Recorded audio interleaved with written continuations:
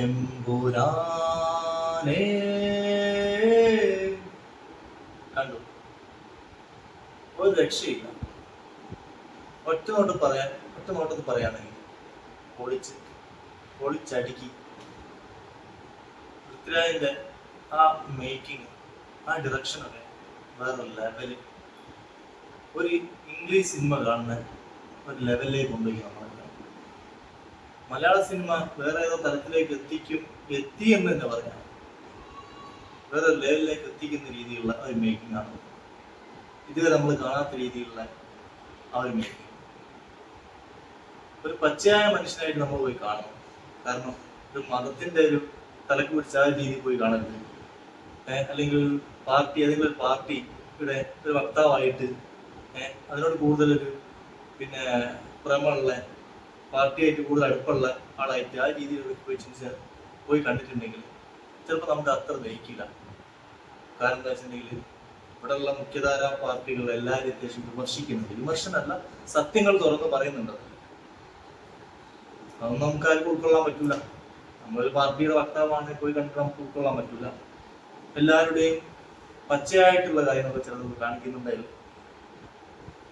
പിന്നെ ഈ ഒരു കാലഘട്ടത്തില് 10-25 വർഷം മുമ്പ് നടന്ന ഒരു കലാപം, ആ കലാപത്തിനെതിരെ കുറച്ചെങ്കിലും നമുക്കൊരു ചരിത്രബോധമുള്ള ആളാണെങ്കിൽ, കുറച്ചൊക്കെ ഒരു വായിച്ചിട്ടും കേട്ടിട്ടും ഒക്കെ ഉള്ള അറിവുള്ള ആളാണെങ്കിൽ നമുക്ക് വേഗം കത്തും എന്താണെന്ന്.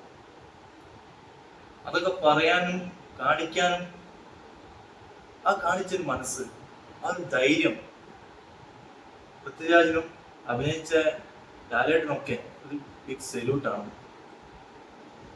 ഈ ഒരു സമയത്ത്, ഈ ഒരു കാലഘട്ടത്തിൽ കാണിച്ച ഒരു മനസ്സ്, ആ ഒരു ധൈര്യം, അങ്ങനെ തന്നെ പറയണം. ആൺകുട്ടികൾക്ക് തന്നെ കഴിയുള്ളൂ. കാരണം അത്രയും വലിയൊരു ബിഗ് ബജറ്റായിട്ട് കേരളത്തിലെ ഒരു മലയാള സിനിമ ഇത്രയും വലിയൊരു ബിഗ് ബജറ്റായിട്ട് വന്നിട്ട് ഇങ്ങനത്തെ കാര്യങ്ങളൊക്കെ ആരെയും പേടിക്കാതെ പറയാനുള്ള, കാണിക്കാനുള്ള ആ ഒരു മനസ്സ്, അത് ധൈര്യം തന്നെയാണ്. അപ്പോ ടെക്നിക്കൽ പരമായിട്ടും ഫിലിം മേക്കിംഗ് വേറെ ലെവലാണ്. നമ്മൾ വേറെ തലത്തിലെത്തി പോകുന്നുണ്ട്. നമ്മളേതോ ഒരു ബോളിവുഡ് സിനിമ കാണുന്നൊരു ഫീല്. വേറെ ലെവൽ മേക്കിംഗ്. സെറ്റുകളൊക്കെ എവിടൊക്കെയാണ് പല രീതി അതൊക്കെ റിയലായിട്ട് കാണിച്ചതെന്നാണ് പറയുന്നത്.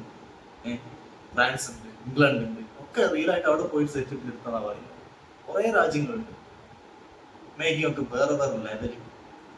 പിന്നെ ഒരിക്കലും ഒരു മോഹൻലാൽ ഫാൻസിന് വിഷമിപ്പിക്കുന്ന തരത്തിലുള്ള ഒരു കാര്യങ്ങൾ അതിലില്ല. കാരണം എന്താ, ലാലേട്ടന്റെ ഫൈറ്റ്, ലാലേട്ടന്റെ ആക്ഷനൊക്കെ കാണാൻ ആഗ്രഹിക്കുന്ന എല്ലാ തരത്തിലുള്ള കാര്യങ്ങളും അതിലുണ്ട്. ഫൈറ്റൊക്കെ വേറെ ലെവലാണ്. നമ്മൾ മലയാള സിനിമ ഇതുവരെ കാണിക്കാത്ത ആ രീതിയിലുള്ള ഓരോ ഷോട്ടുകളും ഫൈറ്റ് സീക്വൻസും കാണുന്നത്. എനിക്ക് സത്യം പറഞ്ഞ ലൂസിഫറിനെ കാട്ടി എനിക്ക് പേഴ്സണലായിട്ട് എനിക്ക് ഇഷ്ടപ്പെട്ടു ആ ഒരു കഥാ ബേസും കാര്യങ്ങളൊക്കെ. അത് കാണിക്കാനുള്ള ഒരു മനസ്സും അതൊക്കെ എല്ലാം വന്നു. ആ കൊറിയോഗ്രാഫറും എല്ലാം വലിയ അത്ര ഹൈപ്പിൽ വന്നതാണ്. ചിലർക്ക് ഒരു മിക്സഡ് അഭിപ്രായമാണ്, മൊത്തത്തിൽ റിവ്യൂ ആണ് വന്നത്. പക്ഷെ എനിക്കും ഒരു ഉള്ളിലുള്ളൊരു പേടി ഉണ്ടായി പോയി കാണുമ്പോൾ. വലിയൊരു ഹൈപ്പിൽ വന്നിട്ട് പോയോ. കാരണം അങ്ങനത്തെ റിവ്യൂ യൂട്യൂബിലൊക്കെ കാണുമ്പോൾ, സോഷ്യൽ മീഡിയ കാണുമ്പോൾ വലിയൊരു മിക്സഡ് ആയിട്ടേ വരുന്നത്. പക്ഷെ പോയി കണ്ടപ്പോൾ എൻ്റെ മാനസികമായിട്ട് എൻ്റെ പേഴ്സണലായിട്ട് എനിക്ക് ഭയങ്കര ഇഷ്ടപ്പെട്ടു. നിങ്ങൾ എല്ലാവരും പോയി കാണണം. ഇപ്പൊ ഇന്ത്യയിൽ നടക്കുന്ന, അല്ലെ മുമ്പ് കാലത്ത് നടന്നുകൊണ്ടിരിക്കുന്ന എല്ലാ സാഹചര്യങ്ങളും, രാഷ്ട്രീയപരമായിട്ടുള്ള എല്ലാ സാഹചര്യങ്ങളും മതത്തിനെ എങ്ങനെ രാഷ്ട്രീയപരമായിട്ട് ഉപയോഗിക്കാം എന്നുള്ളതാണ് ഒക്കെ കാണിക്കുന്നുണ്ട്. എന്നാൽ നല്ലൊരു എന്റർടൈൻമെന്റും കൂടിയാണ്. എന്റെ പേഴ്സണൽ ആയിട്ടുള്ള ഒപ്പീനിയൻ വെച്ചിട്ടുണ്ടെങ്കിൽ അത് ഹൈപ്പിന് വന്ന ആ ഒരു ക്വാളിറ്റി, ആ ഒരു ഇത് അതിനെ എന്താ പറയാ, ആ സിനിമയോട് ആ കൂറ് കാണിച്ചു തന്നെയാണ് ഞാൻ മനസ്സിലാക്കുന്നത്. കാരണം കുറെ ഹൈപ്പ് കൊടുത്തിട്ട് ഫസ്റ്റ് കുറച്ച് ആളെ കൂട്ടിയിട്ടാണ് തീർന്നതെന്നല്ല. അതിന്റെ ക്വാളിറ്റി എല്ലാം കൊണ്ട് അതിനെന്തുണ്ട്, അതിന് 100 അല്ല 500 കോടി അടിക്കാനുള്ള ഒരു കരുത്തും പവറും ആ സിനിമക്ക് ഉണ്ട്. ക്വാളിറ്റി ബേസായി, കഥാ ബേസായി, എങ്ങനെയായാലും ആരുടെ മുമ്പിൽ ഏത് ലോകത്തിന്റെ ഏത് കോണിൽ പോയി പ്രദർശിപ്പിച്ചാലും ആ ക്വാളിറ്റി എങ്ങനെയുണ്ട്. ഇങ്ങനത്തെ സിനിമകളാണ് ഇറക്കേണ്ടത്. അതിനാണ് നമ്മൾ പോയി സപ്പോർട്ട് ചെയ്യേണ്ടത്. അപ്പൊ ഇങ്ങനത്തെ സിനിമകൾ നമ്മൾ ഇങ്ങനത്തെ ആളുകൾക്ക് മാക്സിമം നമ്മൾ സപ്പോർട്ട് കൊടുക്കണം. തിയേറ്ററിൽ തന്നെ പോയി കാണണം